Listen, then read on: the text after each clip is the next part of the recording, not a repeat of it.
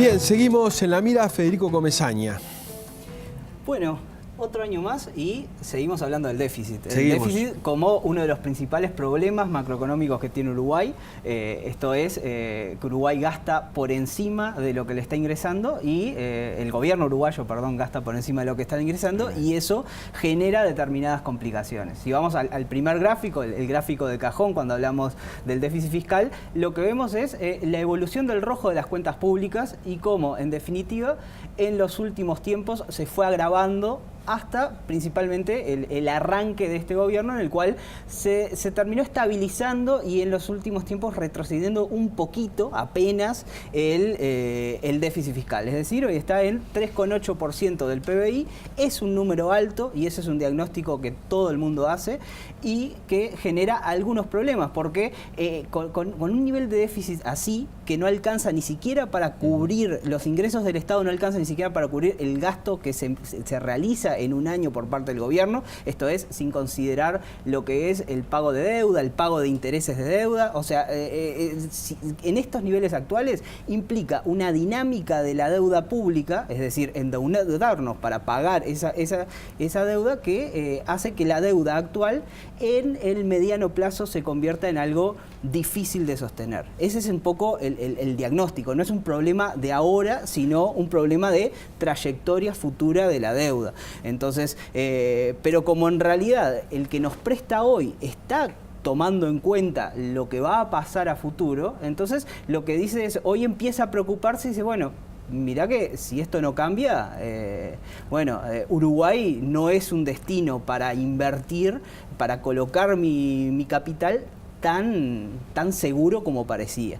Entonces, esa es la mayor preocupación que hay a nivel de los técnicos y también es una preocupación compartida por el gobierno o al menos una parte del gobierno. Vamos a ver, si vemos la segunda placa, es lo que comentaba el ministro de Economía, Danilo Astori, a fines de marzo de este año, cuando decía que Uruguay tiene que trazarse como prioridad macroeconómica importante la reducción de su déficit fiscal. Dice, lo consideramos alto y lo queremos reducir, pero es un resultado absolutamente bajo control y manejable. Ese es un poco el diagnóstico que trazábamos. O sea, hoy en día el déficit fiscal como tal, hoy, este año, el año que viene, y más teniendo en cuenta la situación de liquidez que tiene el gobierno, la plata disponible que tiene, es un déficit manejable. El problema está en que no es sostenible como tal en el mediano plazo. Y en ese marco es que el equipo económico trazó las líneas del ajuste fiscal que hoy está en marcha. Un ajuste fiscal que se inicia ya desde el primer año de gobierno con aumentos tarifarios por encima, digamos, de las necesidades corrientes que tenían las empresas públicas, con algunos cambios a nivel de tributario que afectaron a algunas empresas en particular,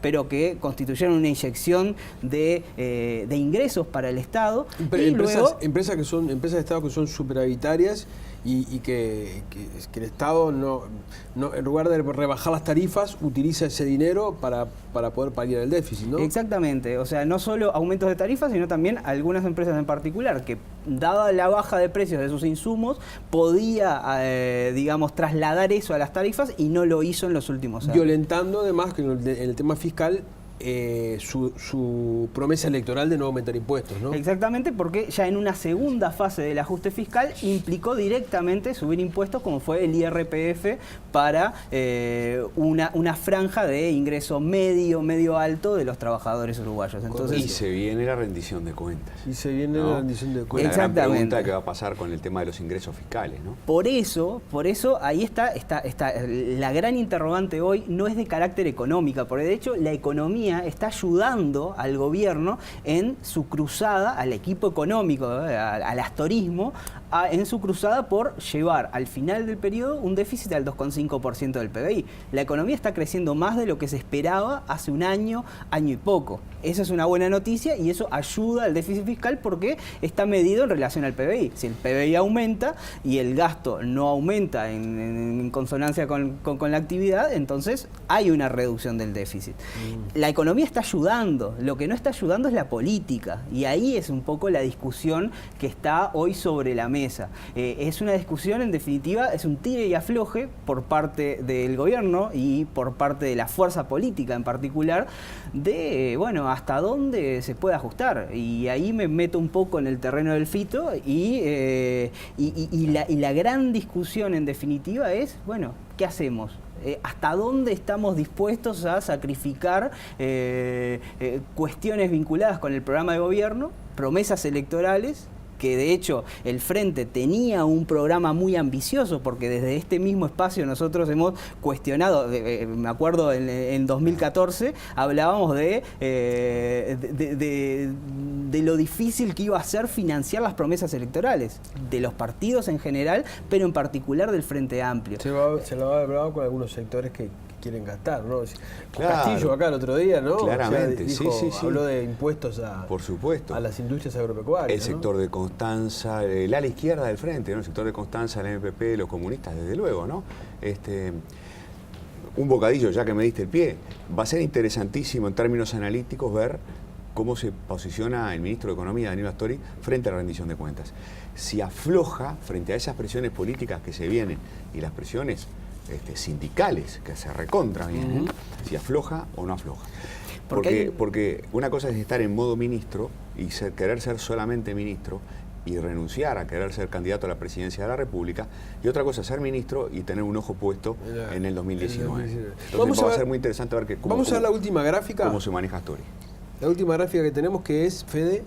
Bueno, acá lo que estamos viendo es un poco lo que los analistas esperan respecto al déficit fiscal. Y acá tomo como referencia la encuesta de expectativas económicas del Observador de fines de abril.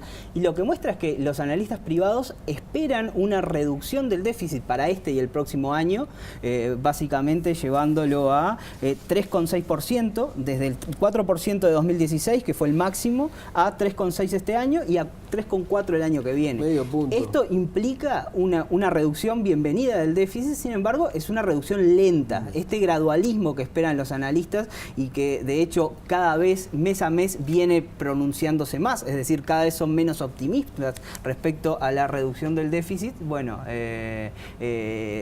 implica que ese objetivo que tiene el gobierno de llevarlo a 2,5 al final del periodo se ve cada vez más difícil. Capaz que después de la rendición de cuentas tenemos que volver sobre el tema, ¿no? Seguramente.